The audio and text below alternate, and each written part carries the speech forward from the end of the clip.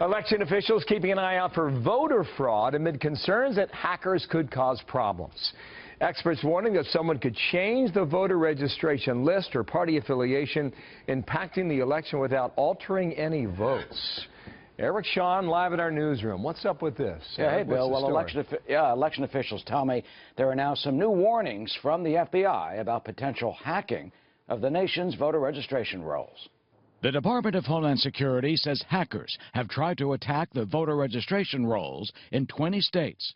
Russian hackers are suspected of hitting Illinois, grabbing upwards of 200,000 names, and Arizona this summer.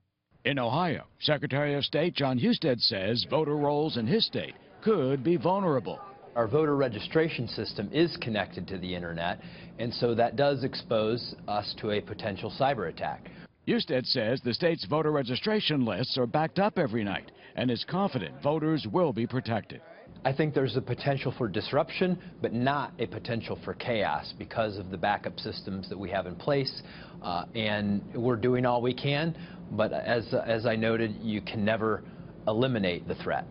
In the last presidential election, many states saw long lines and delays of hours at polling places. Some fear if hackers get into the voter rolls this time, they could make the problems even worse. It's a terrifying thought to think that our system could be hacked. The greatest system in the world could be hacked. New York voter Muffy Potter Aston waited hours to vote in 2012 and says there was more confusion in the voter registration rolls when she showed up in April. She hopes officials do have the ability to safeguard the election system by preventing any hack, saying everyone's vote should be protected. We have to be prepared for it. We have to be organized about it. You shouldn't be turning anyone away. Anyone who has a right to vote should be able to cast that ballot without any sort of hesitancy. Well, Ms. Aston also says our computerized election system should be expanded to make voting easier as well as foolproof. She also told me she does plan to go to a polling place early to vote to make sure she is registered correctly in the books and that her vote will be counted, which of course is something the rest of us would also hope when we show up to vote. Thank you, Eric. Eric, Shawn in New York City. Thank you, sir.